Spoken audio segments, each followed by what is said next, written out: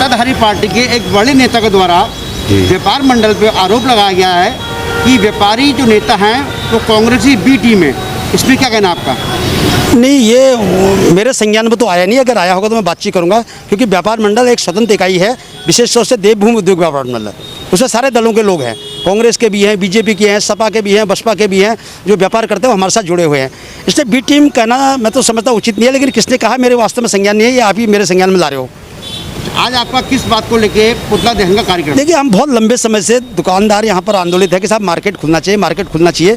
और मुख्यमंत्री से भी बात हो गई है, और आपदा मंत्री से भी बात हो गई है, बंशीधर भगत जी से भी बात हो गई है, मदन कौशिक से भी बातचीत हो गई है, वो भी खुद मुख्यमंत्री से मिले कि बाजार खुलना चाहिए। लेकिन पुनः बाजार वो नहीं खोल रहे, क्योंकि सरकार चाह रही है कि हम व्यापारियों को दबा रहे हैं। हम व्यापारियों की मांग मान लेंगे तो शायद सरकार झुक गई समझेंगे लोग, जबकि ऐसा कुछ नहीं है। व्यापारियों ने हमेशा सरकार को समर्थन दिया है, विगत 1 साल से समर्थन दे रहे हैं उनको। कोविड-19 के उस पर अपनी दुकानें बंद करके बैठे हुए हैं, सड़कों में बैठे हुए हैं, सरकार की जून नहीं रह रही है। अब हम पुतला दहन कर रहे हैं, पुतला दहन के बाद एक स्थिति ऐसी आएगी, हम सब अपनी दुकानें खोल के बैठ जाएंगे अपनी दुकानों में। अब चालान करेंगे तो करेंगे, अब क्या करते हैं बताइए।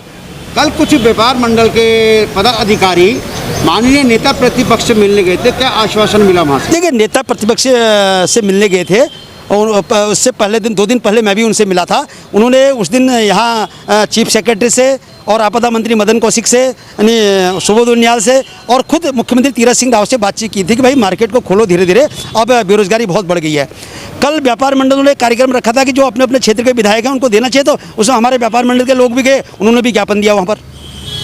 लेकिन कुछ व्यापारियों का कहना है यदि बाजार खोल दिया जाता है तो संक्रमण बढ़ने की आशंका अधिक रहेगी। देखिए, वो जो लोग बयान दे रहे हैं ना, वो बाज़ार में है ही नहीं, बाज़ार के अंदर उनकी दुकानें है ही नहीं। वो तो ऐसे बयान दे रहे हैं कि एक बयान देना है करके दे रहे हैं।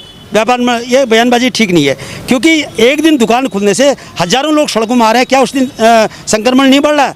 अगर मैं सोचता हूँ कि पूरा मार्केट खुल जाएगा तो उसमें ग्राहक फैल जाता है, उसमें कम संभावना होती है संक्रमण फैलने की।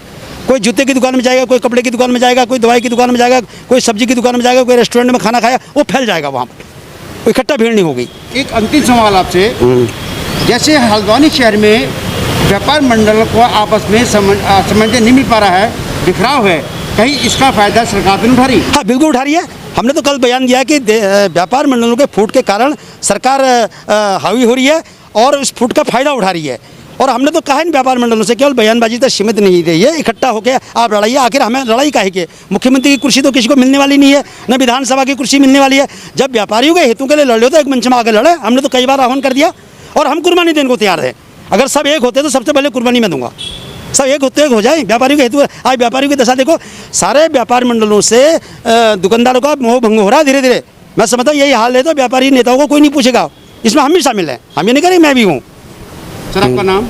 मैं हुकुम सिंह कुंवर हूँ, संस्थापक अध्यक्ष देवभूमि उद्योग व्यापार मंडल। धन्यवाद।